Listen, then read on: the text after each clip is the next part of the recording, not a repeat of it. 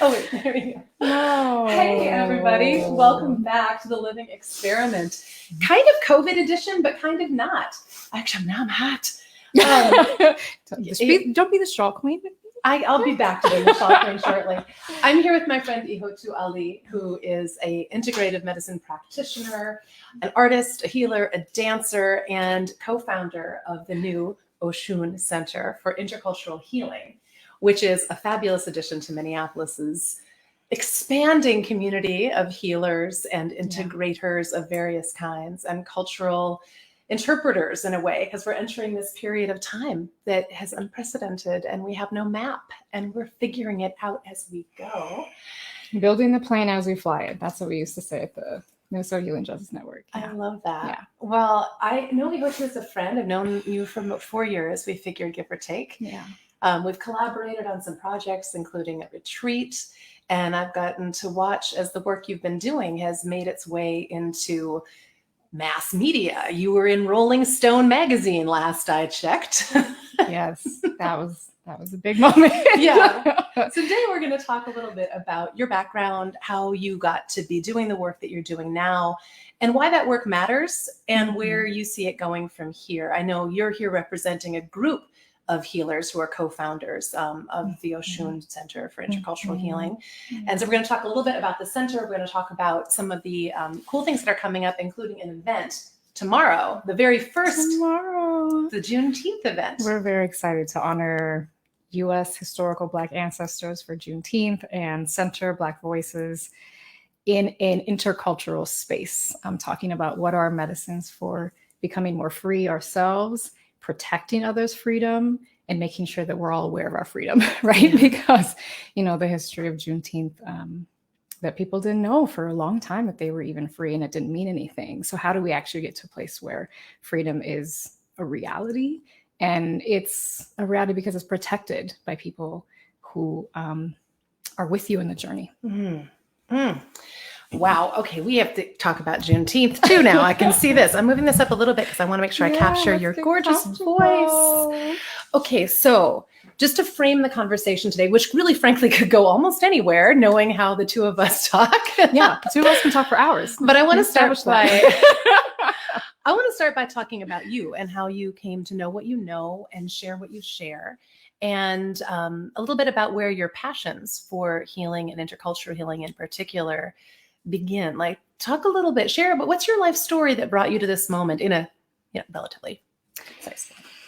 Yes. So basically the question is like, who am I who in are the world?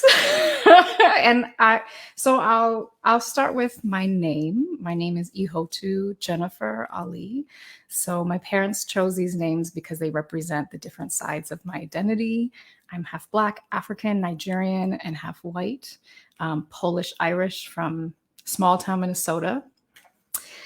And both my parents grew up as one of 6 children in big families on farms. So my dad was in central Nigeria. My mom's here in kind of southern Minnesota.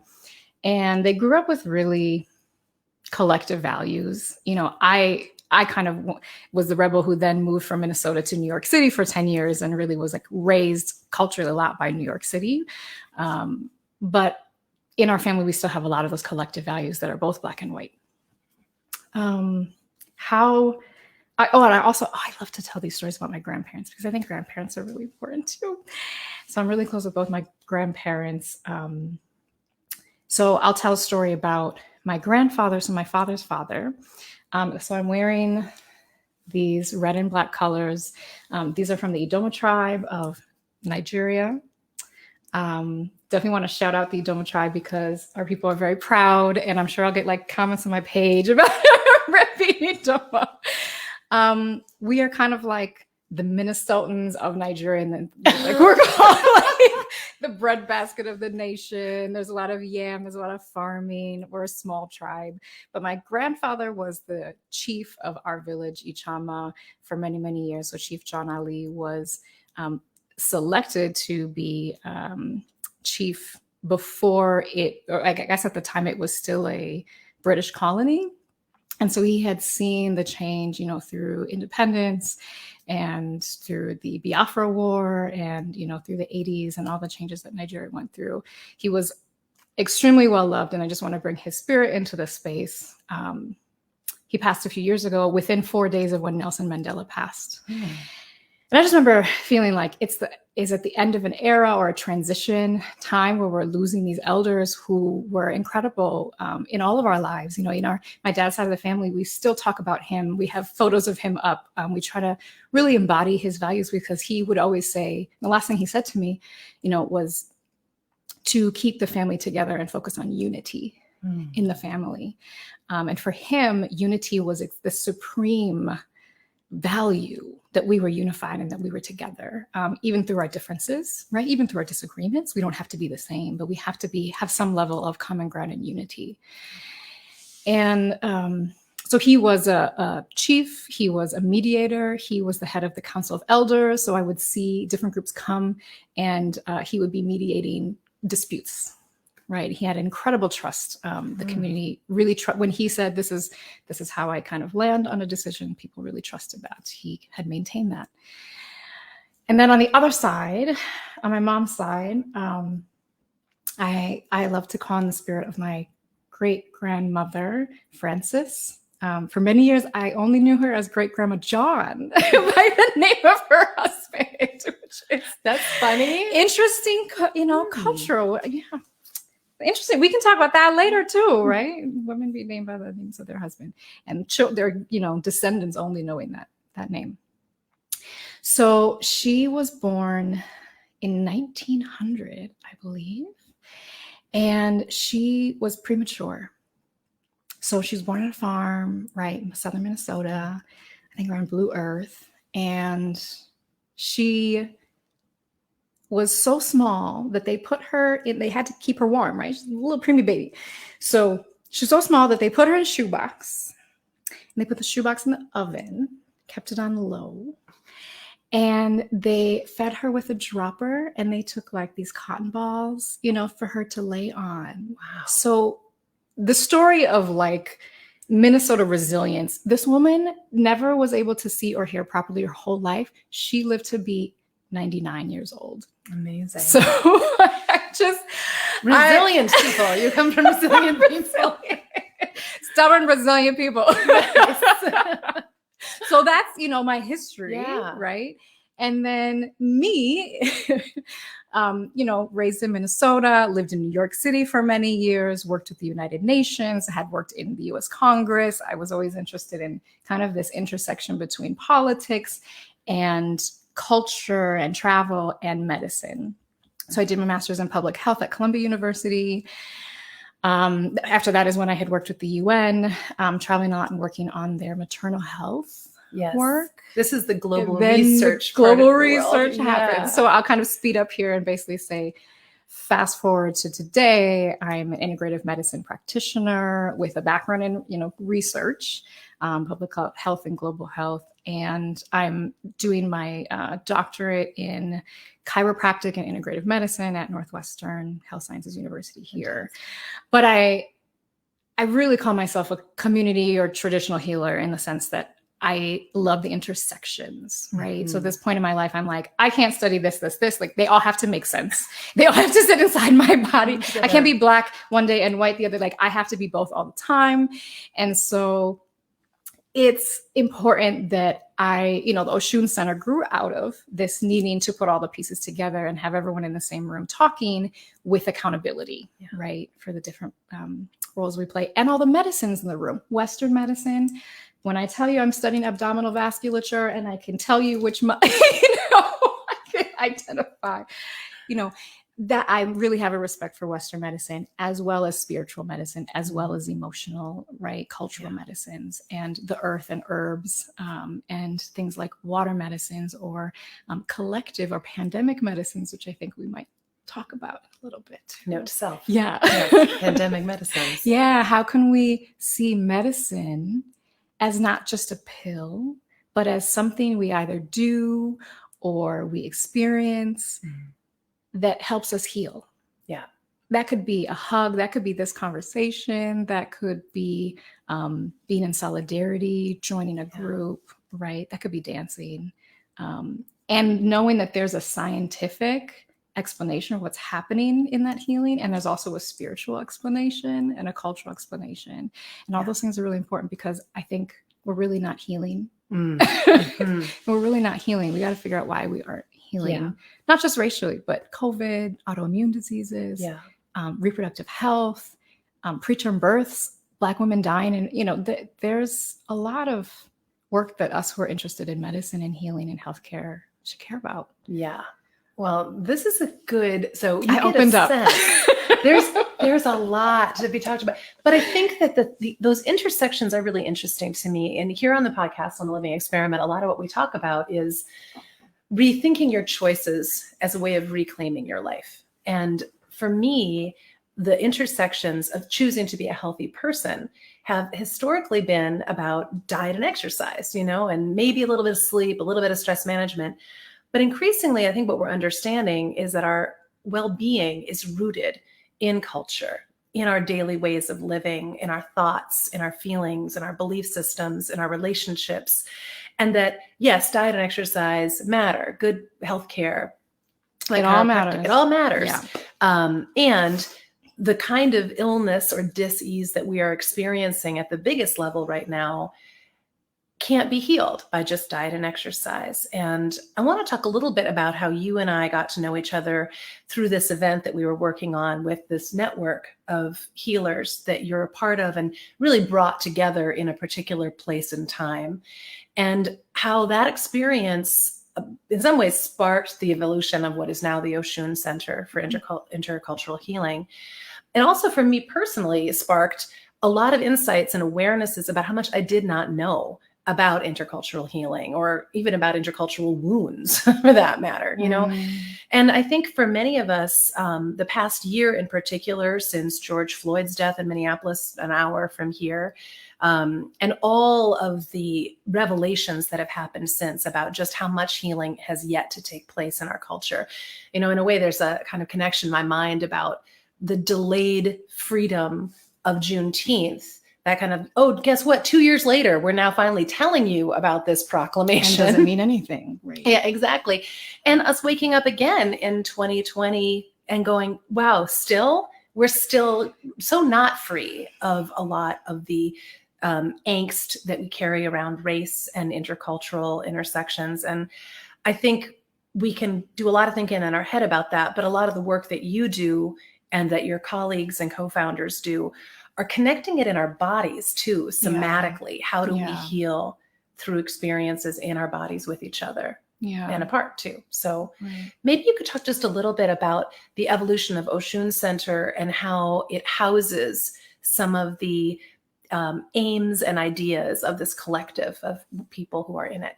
Yeah, well, I would love to also, just root that in how we met and some fun stories, because I think it's a very fun story. The stories are really fun to listen to. I mean, we met through a client of mine. So I was working as a massage therapist, abdominal therapist, saw a lot of prenatal clients. I had been a doula for many years in New York and then carried that practice when I moved back home to Minnesota. And I really came back to Minnesota tired from 10 years in New York and wanting to reconnect with the land and with this culture. And I just had this pull. I'm much more kind of I've always been spiritual, but I think there was, years in New York when I just kind of was like flying on autopilot, and it's like, you're in school and and I think a lot of people say they can relate to that. Like, I just was going and I was kind of numb, but I knew something was off. And I knew like I wasn't sleeping well, or I just didn't feel, it's like, I don't feel happy, but like I feel privileged. There's no reason why I shouldn't be happy. And that's kind of what drives people crazy too, is like looking at from the outside, everything looks fine, but you're like, because you're not spiritually connected, or you're not living your purpose, or there's something that's missing. And so I was drawn back somehow to Minnesota and seeing clients, and honestly, really at a cocoon place in my life. I wasn't really social and doing a lot of things because I was really hurting from some trauma in my life.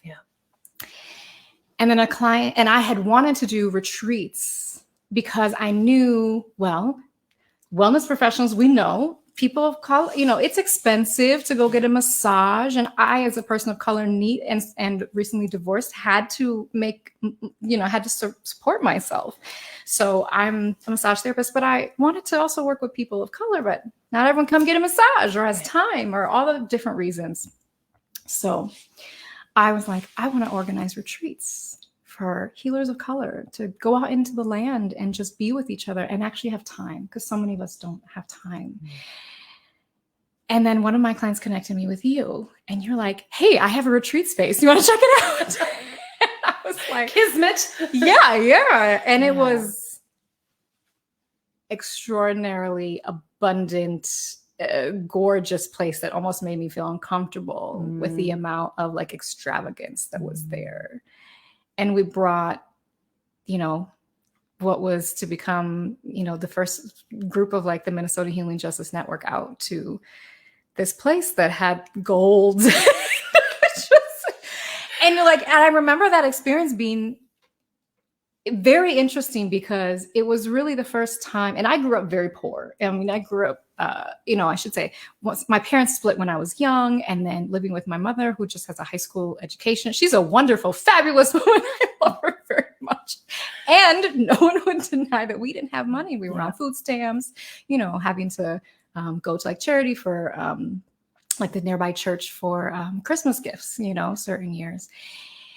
And so I have a really, complicated relationship with wealth. Then moved out to New York City, was married to a wealthy family. And so, my life kind of is a story of intersections, racial intersections, economic intersections. And so to be at that retreat space, especially with a bunch of, folks who all of us are different, but have different relationships with wealth. Yeah. It felt like it was asking us to imagine bigger for ourselves. I mean, I don't know whoever's listening to this, like, when have you had that asked to, and that might not mean financial. It might mean something else entirely. Imagine bigger for yourself and lean into that. Dream a bigger dream, maybe. Yeah. I want to add a point, if I may, that the place that we were was a estate owned by a foundation that was established by a very wealthy local person who, I'm going to not tell the story of that foundation because I don't know the current status of that space, and I don't want to invite people into that space when it's not available, which I don't think it is right now. But I was serving as a kind of interim executive director and helping to conceive what the retreat center could be. And I will say, in some ways, you showing up with this amazing group of women, mostly women healers, so color people of color healers, femme healers of color, also helped me dream a bigger dream for what that place could be. I mean, it was very intentional that we were trying to open the space to include people who might not have otherwise been able to access what would have been an expensive rental location, right? But also an extraordinary artistically rich space and a natural space. And the part that kind of blew my mind and was the beginning of my education and dreaming bigger for myself in terms of how I wanted to reach into some of these spaces and expand my community was you showed up. I'd prepared this sort of lush experience to the best of my ability. Oh, it's very lush, yes. And in you came, and right away, it was funny. We had a conversation where I remember you saying, this is not something we normally experience. I had noticed that some of the women who showed up seemed a little bit uncomfortable with the tea and the cookies and the, here, let me show you around. And there was this kind of hesitancy.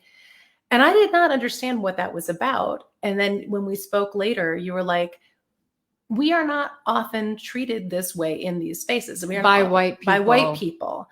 We are not welcomed in this way. And then I actually realized how stupid I felt that I had never occurred to me. And again, like, not to spend a lot of time with like white folks' realizations that this happens. But I think that this is part of what has separated us, is like the angsty feelings that come from not knowing things that you then later feel like I should have known, which we don't know.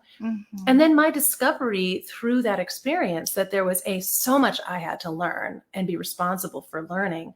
At the same time, like, what a dearth of experience I have had being around a group of healers who are intent on healing through community and healing at a level and healing stuff, that just I had not been exposed to that before.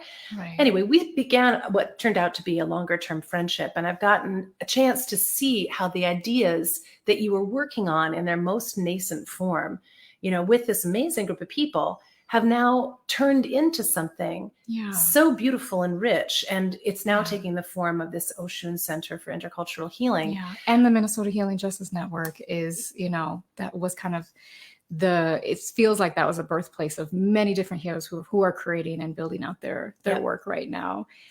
I think what you're saying about the exposure and,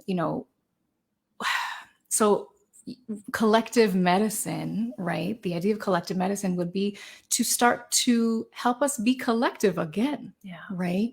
Because, we say when we talk about civil rights, we say, oh, the country used to be segregated and now we're integrated, as if that means anything, like freedom meant anything, around Juneteenth. The way that I'm seeing things more and more is we are really segregated. Yeah. We're not only physically segregated, we're mentally, socially segregated, right? We're spiritually segregated. And so when something happens like 2020, or there's a fly in the room, I just saw we're like, we have our house and you have your house, and get back in your house. Yes. And yes. To tie in this other thing that we have been talking about was this article that came out and this podcast episode on Code Switch on NPR about the racial reckoning that wasn't. Mm-hmm. And the questions that are being asked about, okay, so there was a corporate, apparently there was $50 billion pledged to get from corporations, right, to give to racial justice causes, and almost zero of it materialized, right? And how 2/3 of the country had said that they support Black Lives Matter, at the height of things last summer, around this time last year. And by September, it had dropped precipitously. And by now, it's actually lower than it was before everything happened. Wow. Backlash. So why is this happening? Because that was a momentary thing in time. If you and I had just met and just done one thing, and then, you went back to your house and I went back to my house. Yeah. By the way, I don't have a house, which is why I end up at everybody else's houses. But figuratively, I'm in multiple houses. So if we had just let that be a moment in time, because then you stopped working there and kind of the network was shifting, and we had maintained this relationship, it would be different. Just like George Floyd's murder, Breonna Taylor's murder, right, were just moments in time that if you don't see the world as interconnected, if you don't see it as important that we are in community with each other and not just living down the street and not just following an Instagram page or buying a book, right? We're actually moving through the hard stuff with each other. I'm like correcting you when you say women and I say femme, and it's in love, right? Yep. If we're not doing that on a regular basis with each other, then we won't understand. I won't understand your hurts and your wounds, and you won't understand mine, and we won't be able to show up for each other. And showing up for each other is a medicine. Yes. Right. So, Oshun Center couldn't have been birthed if it wasn't for all of our learnings over the past several years, right? I mean, it wasn't just 2020, but 2020 was like, I gave this example to you earlier, like the snow globe, everything gets shook up into. And for us in Minneapolis, in Powderhorn, I mean, I was living at 38th and Cedar, 10 blocks one way to the police precinct that burned, 10 blocks the other way to where George Floyd was murdered. My world was a snow globe for a whole year. And now feels like a reset. At least for those of us who, were at the center of a lot of media coverage, a lot of donations we didn't know what to do with, a lot of, we were already in a pandemic. We were already struggling. We were already trying to rebuild our businesses because we had lost, a lot of us were touch practitioners, massage therapists couldn't practice during the pandemic. Right. if we had been, we could have a conversation about how many Black massage therapists there are versus how many Black chiropractors. And chiropractors were essential workers and massage therapists were not. That's interesting. I had not realized that. Uh-huh. So yeah, there's a lot of pieces. We can, I'm really interested in talking with and meeting and having real relationship building with folks, especially people working in wellness, healthcare, medicine, at intercultural, and to have these conversations about, are our medicines really healing our bodies? Mm-hmm. What is more needed in our medicines to actually heal our bodies? Yeah. And that's autoimmune, that's cancer, that's maternal health and reproductive health, endometriosis, right? But that's also, do we feel like we're doing our important work in the world? Mm-hmm. Do we feel like we're doing the legacy work that helps us go to bed at night feeling like we are at peace? Our nervous system can be at peace. Yes. Is that also the trauma? How are we integrating trauma into all of this, right? If the trauma continues to happen daily, how are you healing? You're not healing. Yeah. Right.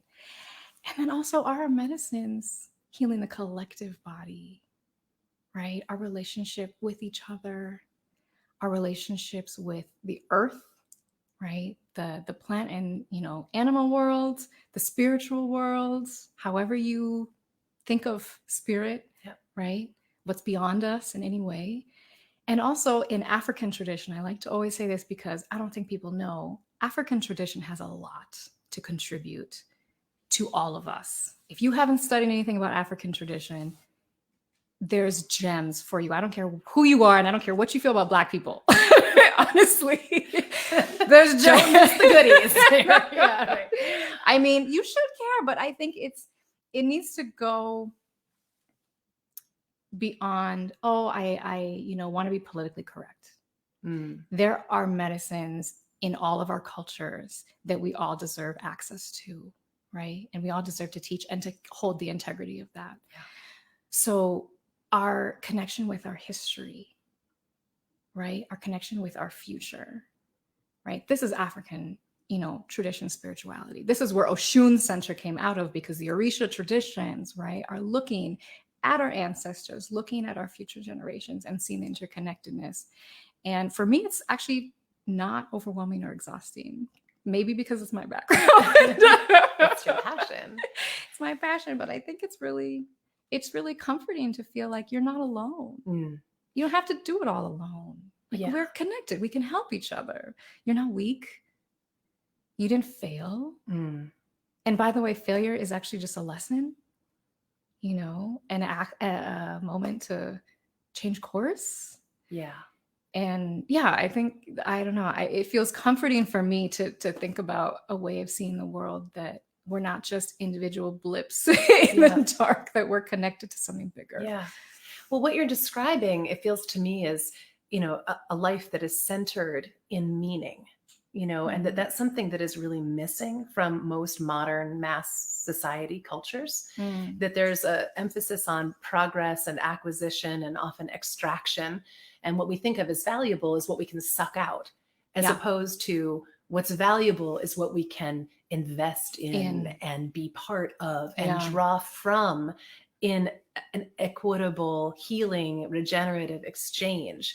And I think, unfortunately, the models that most of us have presented by what I call the unhealthy default reality, the way that it is normal to live right now, is exhausting because it's extractive from us. We don't have those points of connection. What does history tell us? What does the future say? The 7-generation ideas that come out of Native American medicine, the medicine is termed by you. And I think we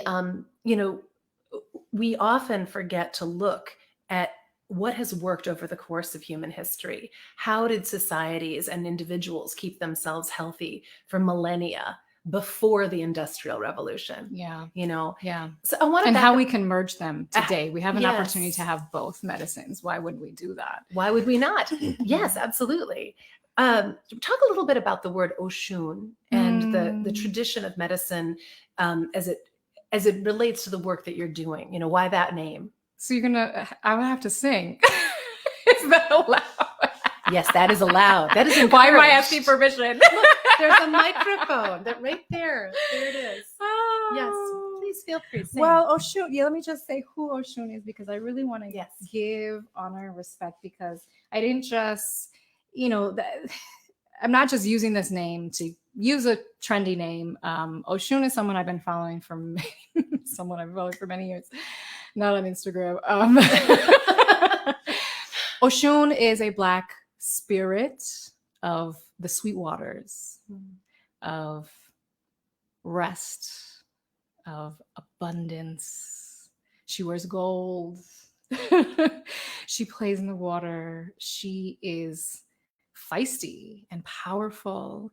And when she disagrees with you, she doesn't even fight necessarily. She walks away and knows her worth. I mean, she does not compromise, right? She's both femininity and power. And I don't think we always see those two together. And so she's from an African tradition, spiritual tradition, the Ifa, Yoruba people, who, when they were taken as slaves across the, Middle Passage, and essentially brought all of these traditions to many different Caribbean countries, Brazil. You'll see Oshun and some of these similar traditions in New Orleans, right? Black folks here in the US. So Oshun is this, it's Oshun, and you pronounce it Oshun with the emphasis on the shun. It's not ocean, although it's kind of a nice. I'm never mad when people are like, it's Ocean Center. I'm like, well, it's water, but it's Oshun. So yeah, she's someone who really taught me when I was in the thick of hustling in New York City.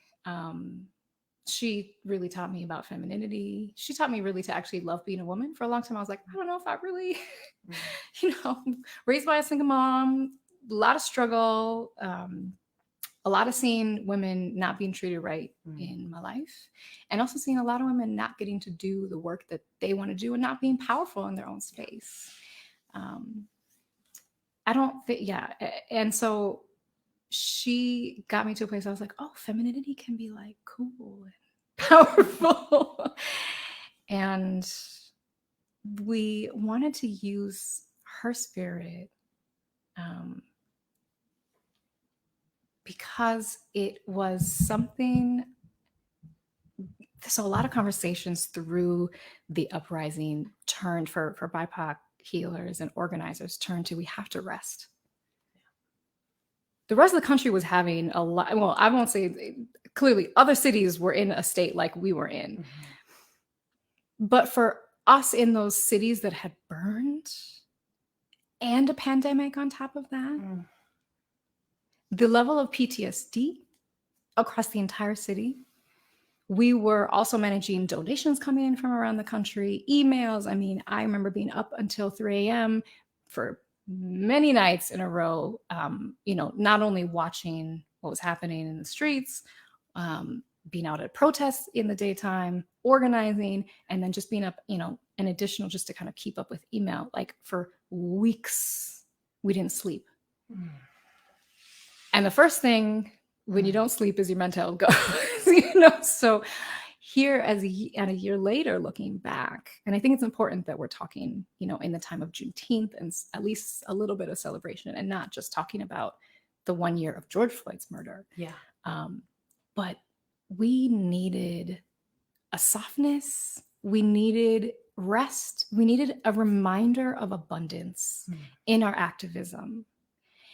And it has really taken root, right? Like there's now with Juneteenth, there's so many awesome events happening for Juneteenth in Minneapolis. I was just posting this morning, like there's so much beautiful stuff happening. And we've been through so much. Our city was a war zone for months, right? We couldn't go to the Walgreens was down, the post office, you had to go miles out the city just to get things that you needed to get. Grocery stores were gone, right? So for us to ask Oshun to be with us in her power, and that she is a necessary part of our activism, necessary part of becoming a change maker. It is about being calling out what is a problem. That's extremely important. And I talk about in my book, Seven Portal Sky, the fire chapter, the fire portal is all about, like, we have to call out, we have to stand up, but we also have to balance that with water and getting rest and knowing that this work is lifelong work. It's not moment long. It's generations long work. And so coming back to the collective medicines, how are we, being good to ourselves as we do the good work? You mentioned your remembering abundance too. Yeah. I want to ask you about the book. Yeah. Because I know you've been working on a book for a while, and it seems like it's come together in these pieces. And now is it getting ready to be born, the new book, Seven Portal Sky? Yeah, it's getting ready. It's gestating. Let's say it's maybe like 6 months. Will you 30 weeks describe or just so? a little bit about what the portals are and Yeah. how, because I think that framework is really related Yeah. in my mind of, finding these different qualities that we need to balance with or draw in or call in order to harmonize, and different points of strength. And I'll let you tell about it, but tell us about your book. Yeah. So the Seven Portal Sky book is really a book about the medicines we need to kind of get out of our own way and finding our own role in movement work. Right. So movement, meaning the movements. The movement. Yeah. The movements, social justice work. I mean, however you define your purpose work. Yeah. Right. But getting out of, it came out of my own personal trying to figure out, how do I get out of my own place of fear, of PTSD, of getting wrapped up in toxicity, of feeling stuck, feeling very, very stuck, and needing to find medicines to get myself moving again, and to calm and to rest my body so that I could, and to also kind of see the frame of what was happening, where can I get in, where I fit in, right? What's my role? Like this whole conversation about, you need a cookie for your activism work, or you get a cookie, like white people feeling like they need a cookie and they're at the center of work. Whoa, sorry. Calling us. Ooh. You're stopping that. One of the many things that happen in a live podcast: flies and phone calls. Yeah, keep going, it's real please. life. Yeah. Cookies. You're saying you need a cookie for your activism. Yeah. There's this one, let me kind of back up a little bit. So we all have a role to play, right? And if we're not seeing the world as a ladder, we're seeing it as a circle. Then the question isn't, how do I get to the top of the ladder or get a cookie at the top of the ladder? It's about, where is my place in the circle? Mm-hmm. What's the color that I give to the rainbow, right? Et cetera, et cetera. If you don't know what if you're not clear on kind of your own boundaries, your own skills, what you offer, it'll be hard to be in the right position, right? Mm-hmm. Like, we, with the Minnesota Healing Justice Network and also with Oshun Center, we have white people who are working with us in different aspects. And I don't think we would be able to do the work that we're doing if we didn't have support. Mm. But the support needs to be in the right place, right? Yeah. The white folks who are working with us, with Minnesota Healing Justice Network, is called the Solidarity Network. Within the Oshun Center, we're kind of all in the same group, but it's important that they offer the skills that they have, and we offer the skills that we have. Mm-hmm. And the way that it's framed is, especially folks with Black ancestry are at the center, are our main teachers, because that is what is the imbalance, what's missing in our culture, right? Like, no one's talking to, I would love to bring more attention to the conversations about our interconnectedness, past, future, with nature and all that. But I really can't do technology for my life. And social media. A village. This is why it takes a village. Yeah. Yeah. So for, for a white person to say, I want to do justice work, and they're like wanting to teach all the things because they went to, some country and learned it, they also may innately have skills around marketing, around money management, certain things just by the position they hold in society that is really helpful for us to be in that role and not in another role where, those of us who've been, this is our lineage and our history. And yeah, we may have complicated relationships with it too, but we also grew up with, the village for a lot of us. And we grew up with this understanding of how do you, bend and be water. I think white culture has a lot more skill in terms of how do you like push ahead and how do you be at the spotlight. And all sides, I think, have something to learn from each other.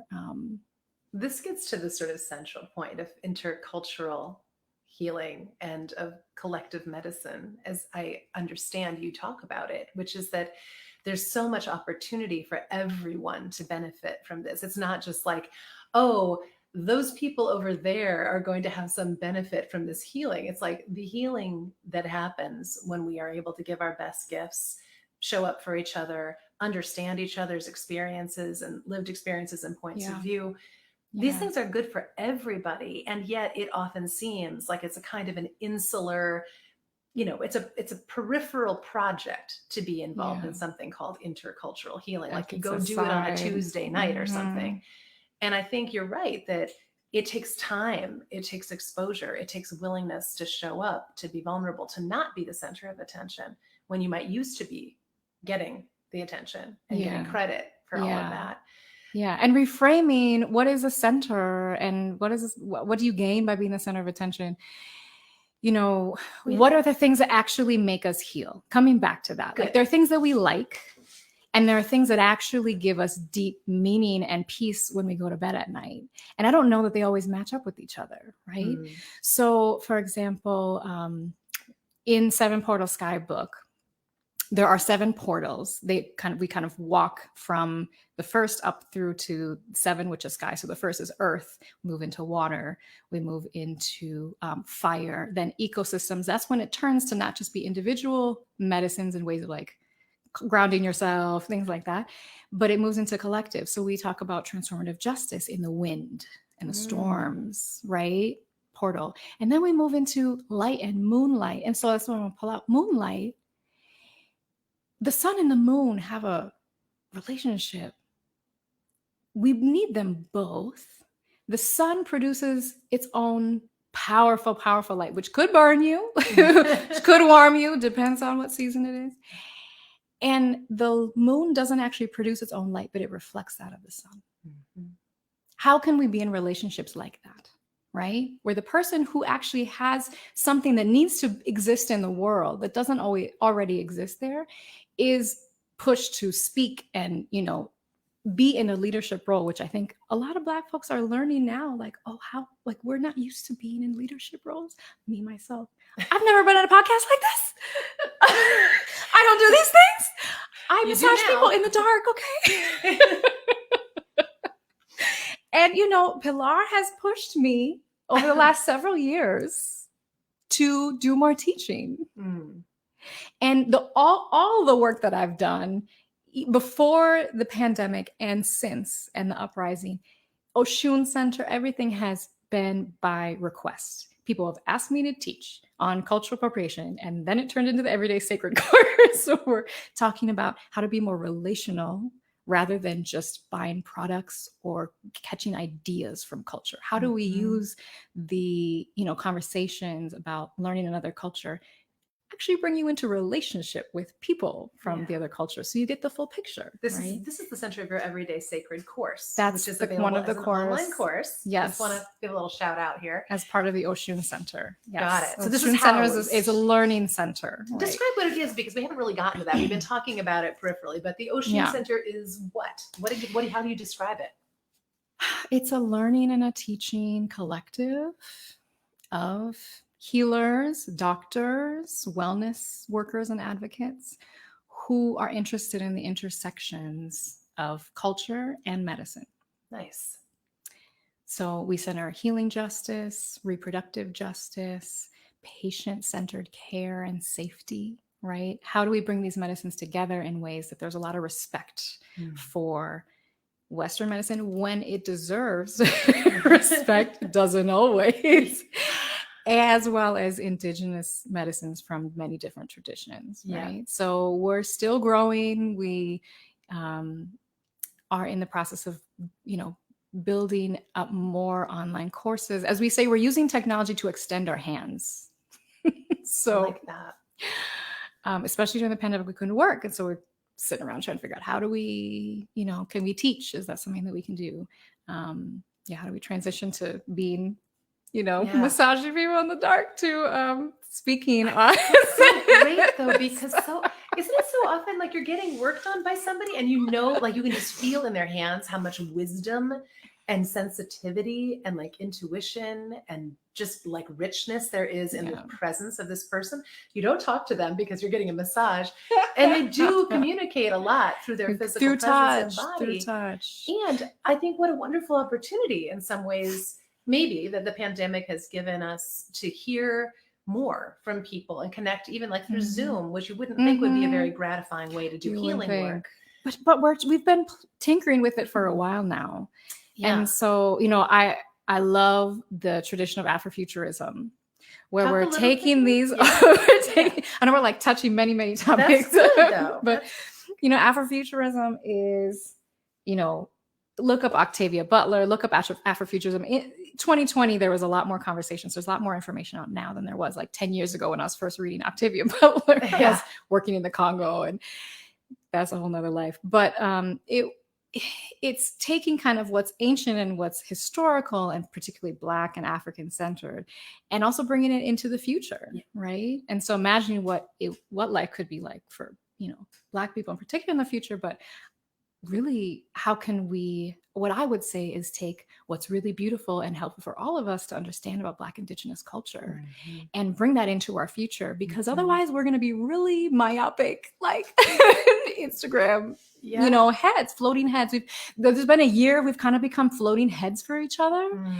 And how do we kind of, so this is a moment, we're reopening and the whole world isn't reopening like this, right? Like, first of all, there's an immense privilege and possibly guilt that we should hold about why the US is being able to reopen like this. Continue to do what I'm seeing is like little trickles of access to vaccine, sending globally vaccines. We need to do a lot more of that.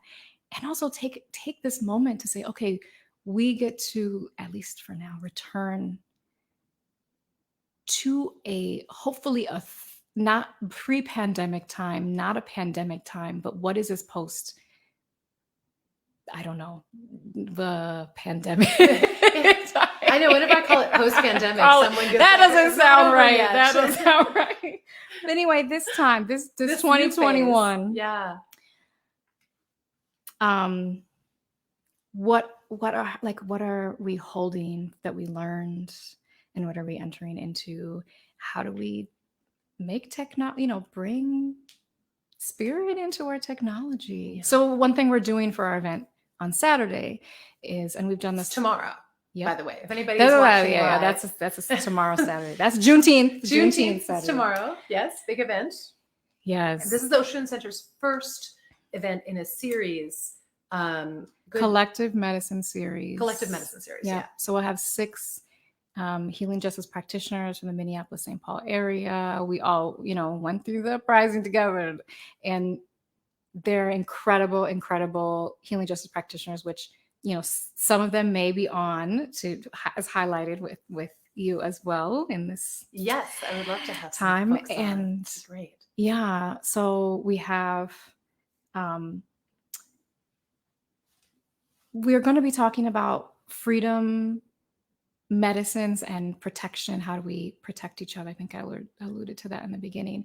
But a few things we're going to do is, how do we open with right? Like song or space, which I didn't sing to Oshun yet. We'll get to that at some point. I'm going to hold you to it. You're not going to get off the air without singing to a shoe. Sounds good. This is great. I'm so glad Um, you mentioned that, because now I can kind of hold you to it, which is great. yeah. I mean, circle practice, so Mhm. everyone gets to say a word in the space, right? Having an altar, so someone can open up an extra profile and set it so that the image is showing an altar, so that everyone in the room gets to see, right, that. And this is just a way of bringing the ancestors, maybe also future generations, into the space with us. So how do we start to play with technology? I mean, I was really kind of anti technology. I don't know that I might still be. Yeah. But, Maybe not your you know, first choice, but it's not my first you can choice. make it work. I was, tired of the hustle in New York and Mhm. came back here to Minnesota. Now we're working with an awesome company called We Sparkle, which is started by Michelle Marins. She's a technologist, futurist, woman of color. And then kind of the partnership between her and I with all of this work is, how do we bring not only healing into our technology, but also technology into our healing, right? And can we extend our hands, right? Yeah. And still maintain interactiveness. So if you go to the website, which is also an app, which I'll explain, And you'll what's the see website? It's well, let me get there. okay, because I know there are people that are like, I'm looking it up. I'm Take looking it note. up. Yeah. Because I am here to like explain it. Let's be real. Put your attention on her for a moment. I'll explain it, and then you can go check it out later. Yeah. Yeah. Well, so I was saying, when you go there, you'll see a video of me chatting, because I want to meet you, right? Like, I don't want it to just be a bouncing head.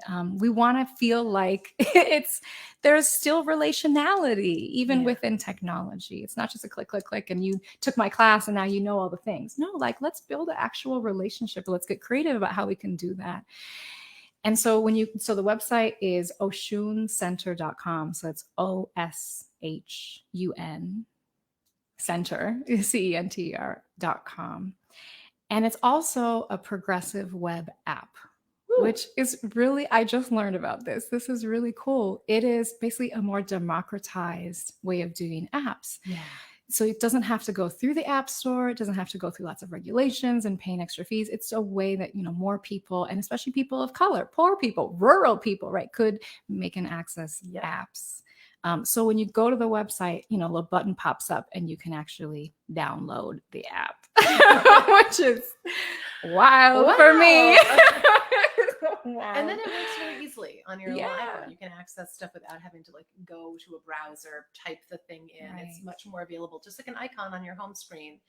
I've been working on one for Healthy Deviant apps, so I know a little bit about progressive web apps. But if you're wanting to access information easily, repeatedly with an organization, which I think people will want to do once they discover Oshun Center, at least many people, I think, will be interested in, the growing collection of offerings that will be available from experiences like the one that you're creating tomorrow for Juneteenth. Yep. And as well as if you were to join the 7 Portal Sky course, that's a 3-month course where you're moving through the 7 portals yourself, writing and interacting with each other, right, as a community. And so you get to move through your own personal healing, as well as, finding your place in the movement work, and just revitalizing for all of us who are really, really burnt out. And well, who can't relate to that? I mean, I think that's another point that's important to make in an intercultural world, is like, each of us is running around feeling burnt out, overwhelmed, depleted, unsure, insecure, and even before the uprising and Minneapolis blowing up into flames, so many of us were just in our everyday lives feeling those ways. And a lot of the tools, a lot of the technologies that are embedded in your work draw on this rich intercultural history, but they're like, anybody can access these different Yeah. modalities, these different elements from nature. And the medicines are like, when you're feeling heated or you're all day on screens, go find water. Yeah. And that could be going to, somewhere of water in your neighborhood where if you have access to that, but it could be bring a bowl of water next to your device, right? Sprinkle a little water on your face, drink extra water that day. So you have kind of a buoyancy. And I think it's starting to notice the subtlety, what's going on in yourself. So then you can tinker with yourself. You become your own first healer. Right. And then you only go to healers and doctors. I mean, you go when you need to go. I'm not saying don't go to the doctor, but you notice what your baseline is. Yeah. Then you can describe it better when you know you're off. Right. And you can go and say, I'm usually like this. This is my information. And I'm off of my normal in these ways. And then you can also kind of make an assessment. Do I need to go to a Western doctor for this? And maybe you should first, because if there's something, you want to rule out that there's not something more serious going on. But Western doctors are trained in Western ways and Western culture. And that comes from Greek and Latin and Roman. Mm-hmm. And it comes from a very left brain, very masculine way of assessing information. If what you're noticing is more of an energetic imbalance, like I'm just really hot all the time and I'm irritable. And, in Chinese medicine, that would say you have like elevated liver, right? So there's or even indigenous medicine, there's a lot of hot cold differences. You're having a lot of heat. That can be mapped to having, rosacea or psoriasis or rashes or autoimmune things going on, that Western medicine will do all the tests and everything looks normal because you are in the general standard range of healthy, which means you don't have anything life-threatening going on. So, hey, that's good. But that doesn't mean you're not off your baseline of your own normal. And so when you do more of this subtle work to find out and to understand what languages other medicines use, you can know which is the, which doctors and which healers to go to, and which teachings to look into, what you can also learn yourself to empower yourself and understand your own body better. And I think that's when we get to more of the healing. That's on more of a physical level. Even we can talk about trauma, right? And wounds and our own personal wounds. I'm a sexual assault survivor, right? Like we can talk about intergenerational wounds, what my, family has been through, right? Like my Nigerian family, being under colonial rule, right? That can bring in things like cleansing medicines, right? Like how are you able to reestablish connection with your ancestors to start to heal and understand what happened? Womb medicines, where, for me as an abdominal therapist for many years, trained in the Maya abdominal technique, right?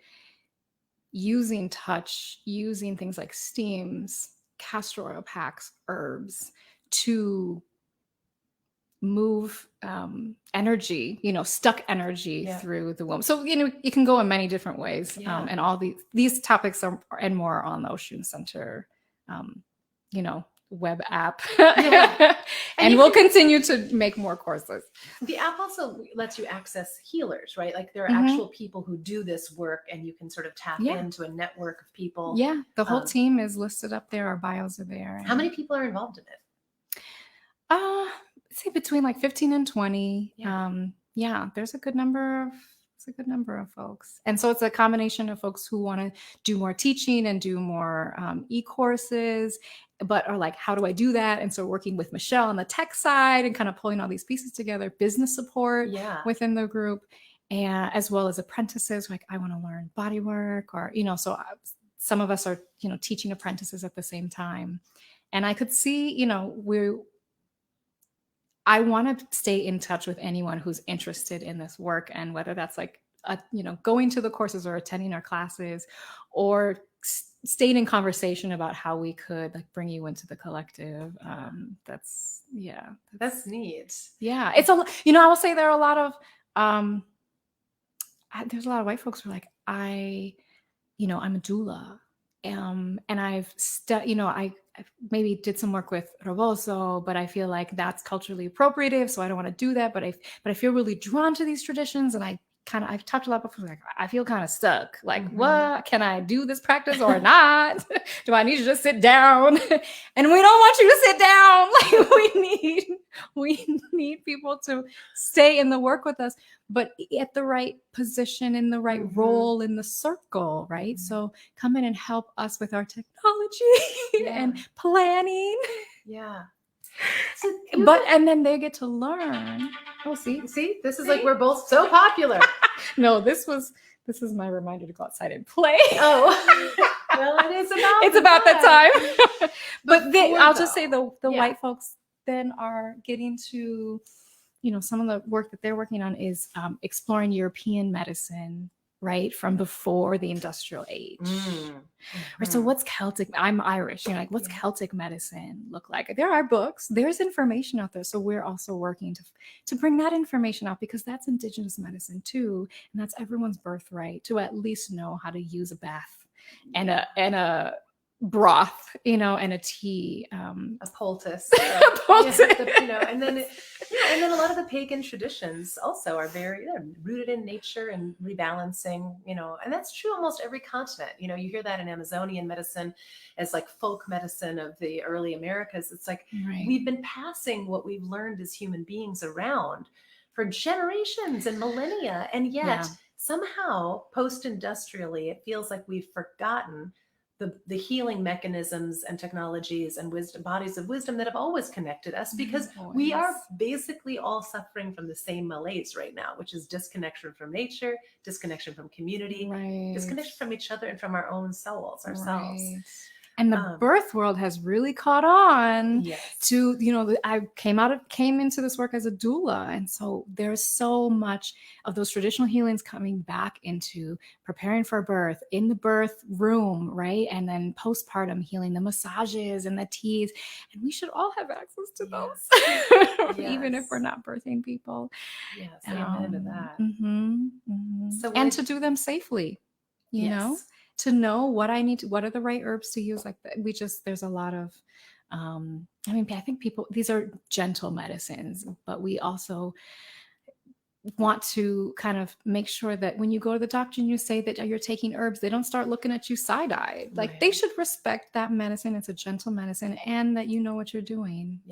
We should not have to fight each other around healing. We should be able to work collectively to heal each other.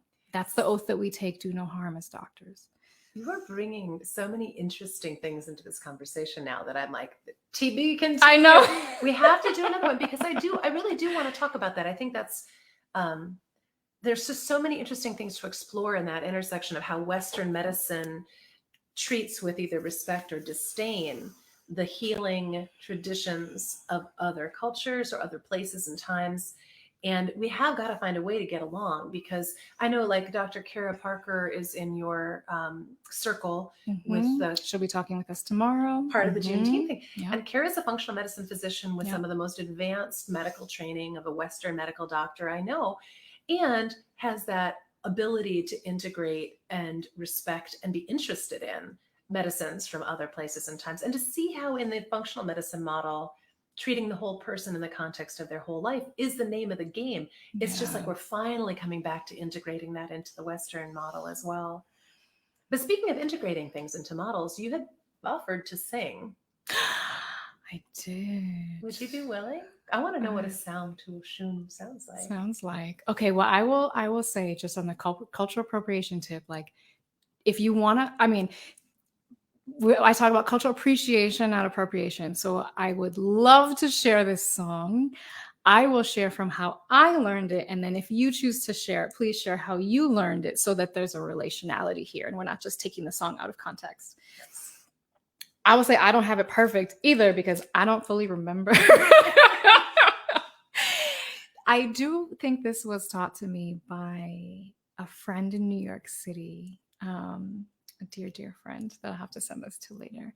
I think we were singing it under one of those. So in New York City, there's these parks, like Central Park. There's these kind of like bridges or kind of walkways, and then it creates an arch that there's echoing underneath. So Oh, just yes. imagine we're like singing this and the echo. Yeah, this is really awesome. So, and then these songs are different based on if you're in Brazil or if you're in Cuba or if you're in Dominican Republic or in Nigeria. So, um, yeah, to Oshun. I feel like I need like a. Can you just like maybe, yeah, just make a little sound, just kind of bring her in.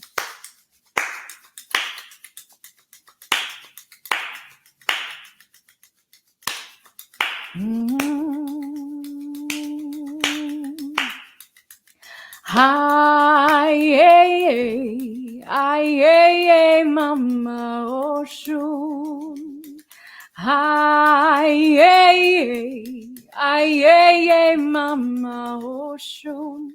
Hi, Mama Oshun. Hi, Oshun Mare. Ay, Mama Oshun, ay, Oshun Mare.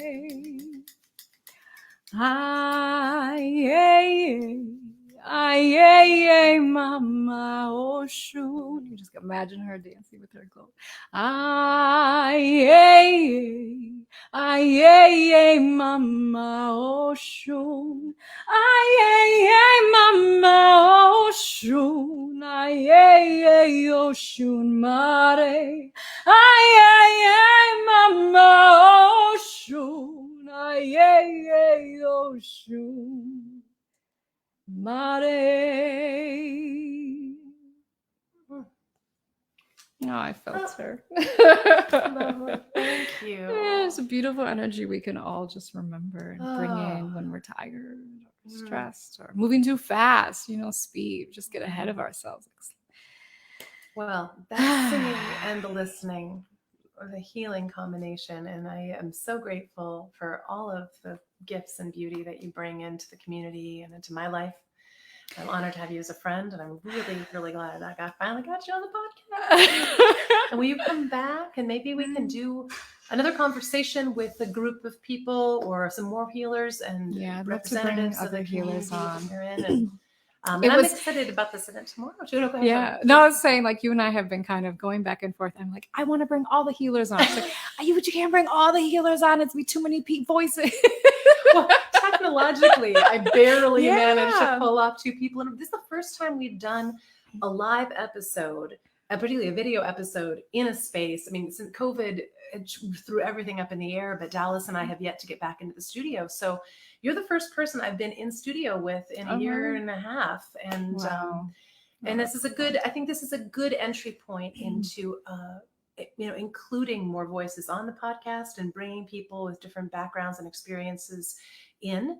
And speaking of that, so just to make sure people are aware about this event happening tomorrow on Juneteenth, tell people a little bit about that and how they can find out more, and they can still register if they want to get involved. Yeah, they can absolutely still register. They go to oshuncenter.com, the website, and which is also the app. If you click on events at the bottom of the page, you'll see all the information. You can register right there. So just go to the website. I'll put a link into the show notes and because this will replay this as a regular episode too, but on the live, stay tuned, and I will at the top of this feed, this program, there's a link for Ocean Center. Awesome. And they can find out more there. Yeah. It's noon to 2 p.m. tomorrow, Saturday, June 19th.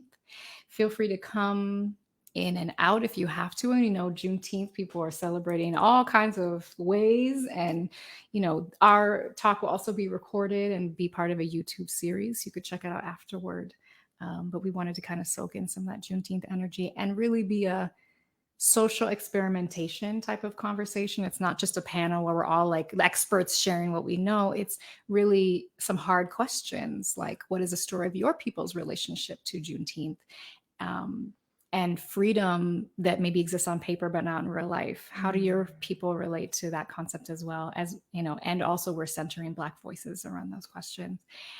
And what if, for example, if you were to make a medicinal tea recipe of what your people's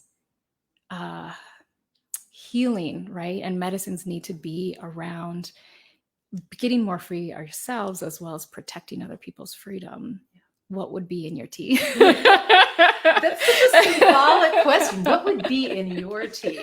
We're going to give the tea. I love that. So, well, I yeah. registered myself. I encourage anybody who possibly could maybe go to register. And if you can't register, you might want to donate to support the work of Oshun Center and also the amazing people who are contributing their time and energy and often unpaid labor to that series of endeavors. Yeah. And do check it out later, the recording, because it's really, we're a microcosm of the country, right? We wanted to kind of take the bold, courageous, leap of having all these different types of cultures in the room. How can we have a conversation about hard topics, about our own personal stories, in real talk, not whitewashing it, right? Having the real talk with each other, and also, reflect what that conversation needs to look like culturally, as in, we're asking the folks with like historical Black ancestry, which is not my ancestry, right? To take more of a leading role in speaking up and saying, this is what we need. This is how we need you to come around us in order to protect, the freedom that we didn't get for Juneteenth. And also asking folks who have white European ancestry, of which I'm one of my ancestries, to be super conscious of taking this time not to speak, but to receive. Yeah, I like that. Thank you. Mm-hmm. Okay, so oshuncenter.com. We got a link. I'll put more links in specifically to the event where people can register if they'd like to. And Ihotu has their own site at ihotuali.com. Yeah, ihotuali.com. And I think I got a link to that also in this episode. And we'll add some stuff to the show notes. I will come to you and ask you, what should we be linking to when we put this up in the regular arcade of episodes? Yeah. And I hope we get to do it again soon. Thank you for coming. This is wonderful. And you have been, as I said before, a mentor and a teacher in your own way. I feel like we've both been teachers for each other, which I think is how it should go. But even this episode, I'm scared of podcasts. I don't know why. I think you got me on here. I got dressed up in everything and drove for Minneapolis. But I think this is exactly the example of like, how does it mean that we each play a role, right? Because you have an extensive background in teaching and having your voice out there, and I don't. And so you're kind of pulling me in because you're like, it's important not only for your learning, but for other people that this gets out there. And so how can you use your platform and, not be afraid, to be courageous, to kind of just be in a messy relationship with all of us. Like, you didn't tell the story that, back in the day at the retreat, we were like, this is just like Get Out. And okay, now it has to be told. Yeah, that has to be the short version of that story. There's so much. We brought a pelvis we haven't showed you.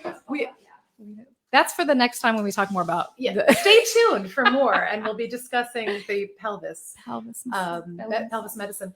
But I will say that is, and maybe this is a good place to leave folks, is that, in the spirit of humility and continuous growth and learning, which is one of my passions, you've been an amazing teacher and a mentor to me, and a wonderfully gentle one, I think, at the retreat. When Ihotu was like, this is a little, some of us are saying it kind of feels like Get Out. I was like, what's Get Out? I had no idea what that film was. And I promptly went home and watched it. Yeah, and you watched it, right? I watched it twice. And you came back and you emailed and said, can we talk about this? Yes. That was incredible. It was amazing. So I think one thing happened was I was like, I told you. I just was like, hey, I think I even said, maybe you want to watch that movie, because then you'll understand the context of these Black and brown folks in the woods. Oh my gosh, did I ever? And all the stories from that weekend. But so I said it like, I want you to watch. I said, I believed that you might actually do it, and I put it out there. I gave you a specific ask. Which I'm known to do. This is the medicinal recipe. I would like you. It was medicine. I'm known to do that, to just be like, hey, can you help me with this? Just asking for things that I know I need. And you watched it right away and came back and said, let's discuss, even though that could have been scary to actually sit down and discuss it. I think that You've to got a lot of me- respect in our community by doing that. Oh, well, thank you. That means a lot to me. It was a gift. Had you not said that, I probably would never have seen the film. Hmm. And I will link in the show notes and also in the feed to the film, Yeah. Jordan Peele film, kind of a cult classic now, I think you could consider it. Yeah. But sometimes, my dad was a sociologist and he always taught us sociology, anthropology, that works of so-called fiction, novels, movies often are much better containers and communicators of cultural and social truth than a textbook or some, pedantic person telling you how it is. Stories. I mean, that's what we call it collective medicine stories, because we want to exchange those stories, because that's what sticks in your head. When you go to see a patient and you remember a story you heard, you didn't read it, and the research is important. I'm a researcher as well. But we also need stories, and that's why that interconnection is really important that we miss. They don't. We have hearts in there. They do more than beat. They do more than beat. They have a role. They have a lot. They have a role. There's this. As we said, we could talk for hours, but there's a story about Oshun is a part of the creation story in the Ifa tradition, where Ogun, which is like iron, and all these other more masculine big spirits go down. They're all like kind of summoned by this other Obatala to go down and create the earth. And so all these other more masculine spirits, and when I say masculine, I don't mean women, men. I mean masculine, feminine energy that's in all of us, right? They are working and they're like, shunning Oshun, thinking she's the goddess of love and compassion and sweet water. We don't need her. So she gets mad. She leaves, goes to sit on the moon. And they're working, forgot that she even left, working, and everything dries up. They can't sustain that push work. And they can't figure out why everything stops. The machines stop, the building stops. And so they go back to Obatala and they ask, well, you sent us all down here for this epic job of building, creating the earth. What happened? He said, wait, someone's not here. And he's like, I sent Oshun down with you. Where is she? And they're like, we don't need her. Oh, she was just sitting admiring herself in the mirror. He said, no, she is essential to this process. Go and find her. So they found her on the moon, and they said, Obatala said, you should come back down. Okay. I'm embellishing the story. But, she said, well, I will accept your apology this time, but don't let it happen again. And that's her style. And she went down and she brought water and sweetness and rest, and everything started moving again. So lest we forget that we don't need rest, we don't need sabbaticals, that healers don't need time away, that we can go at the speed that our machines can go, that our doctors can go at the speed that the insurance companies think they should go, right? That our people who are parents don't deserve breaks and time away. We will be doing our whole world a disservice. And that is African tradition stories that we all can benefit from. That's good. I have nothing more to say, but thank you for that. It's beautiful. So, all right, more soon. I'm going to end this broadcast for now with the promise that you will come back and maybe sing some more. Yeah, I would love to sing. Maybe find some more songs. Bring some people. Have a party. Yeah. All right, everybody, signing off. Hey, we didn't give them a living experiment. Can you offer one experiment that people might be able to do today to just get into the spirit of sweet water? I would say go to water. Yeah, so we think about water-based medicines as like teas and baths and broths. I would say, experiment with how water can be a medicine for you today, right? Whether that's putting on your phone water sounds and just see how your body and especially your nervous system responds to that. Your belly responds to that, right? drinking extra water and see how that sits in your body. And, if you're by a body of water, that would be the ideal. Go and sit and kind of be open to listening, right? When we slow down enough to not have a thing to do or a thing that's, pressing in our mind, suddenly there's so many other pieces of information that comes to us. And so maybe ask. I know that sounds kind of fluffy, but you may actually experience something. Ask, what do you need to receive from the water? And just wait. Just wait and see what comes to you. That's really good advice. I'm yelling because the microphone's so far away.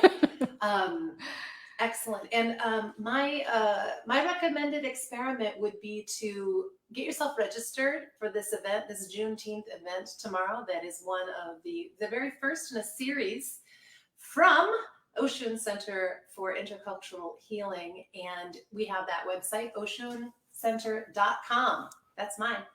Happy experimenting, everybody. Ihotu Ali, thank you so much for being here with us. Thank you. Today. It's a pleasure.